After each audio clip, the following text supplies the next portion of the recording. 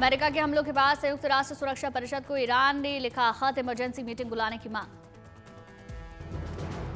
Iran ने लगाया आरोप, अमेरिका और इजरायल ने एटमी ऊर्जा के शांतिपूर्ण इस्तेमाल के लिए बनाए गए रिएक्टर्स पर हमला किया।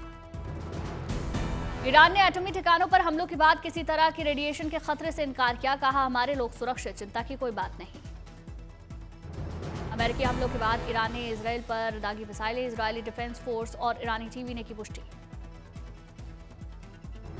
इजरायल ने ईरानी मिसाइलों को इंटरसेप्ट करने का दावा किया, तेल अवीव में बजे खतरे के सायरन। ईरानी मिसाइल हमले के बाद इजरायल के हाइफा में नुकसान की खबर, हाइफा के नॉर्दो स्ट्रीट इलाके में गिरी मिसाइल। ईरान के हमलों के बाद इजरायल ने बंद किया एयर स्पेस, केवल जॉर्डन और मिस्र से लगी सीमाओं पर सड़क मार्ग खुला। इजरायल एयरलाइन कंपनियों ने सभी उड़ानें रद्द करने का किया ऐलान, अगले आदेश तक फ्लाइट पर रोक। ईरान के आला अधिकारी का बयान, अमेरिकी हमलों का होगा दूरगामी असर, जवाबी कार्रवाई के सारे विकल्प खुले।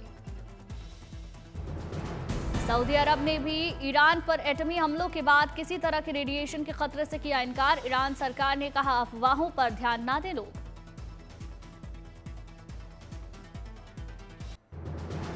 इजरायल ईरान युद्ध में कल रात हुई यूएस की एंट्री, फोर्डो, नतांज और एस्फहान के न्यूक्लियर साइट्स पर हमला। अमेरिकी राष्ट्रपति ट्रंप ने ट्वीट करके जानकारी दी, कहा हमने जो किया वो कोई भी देश नहीं कर सकता। न्यूक्लियर साइट्स पर हमले के बाद ट्रंप ने की अपील, कहा अब शांति का समय। यमन के हूती विद्रोहियों ने युद्ध को लेकर दी खुली चेतावनी, कहा ईरान पर हमला किया तो लाल सागर में अमेरिकी जहाजों को निशाना बनाएंगे।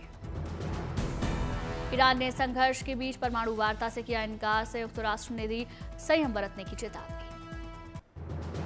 ईरान पर हमले के बाद अपने संबोधन में अमेरिका के राष्ट्रपति ट्रंप का ऐलान, ईरान की एटमी संवर्धन क्षमता को तबाह करना हमला लक्ष्य। ट्रंप ने ईरान पर लगाया आतंकवाद को प्रायोजित करने का आरोप, कहा हमलों का मकसद है एटमी खतरे को रोकना। डोनाल्ड ट्रंप ने किया दावा, अमेरिकी हमलों में ईरान के प्रमुख एटमी ठिकाने पूरी तरीके से नष्ट किए। राष्ट्रपति ट्रंप का ऐलान, अब शांति कायम करने या फिर बड़ी त्रासदी झेलने के लिए तैयार रहे ईरान। डोनाल्ड ट्रंप ने आगे भी ईरान पर हमले जारी रखने की दी धमकी, कहा अगर शांति स्थापित नहीं हुई तो ईरान के दूसरे ठिकानों पर भी होंगे आक्रमण।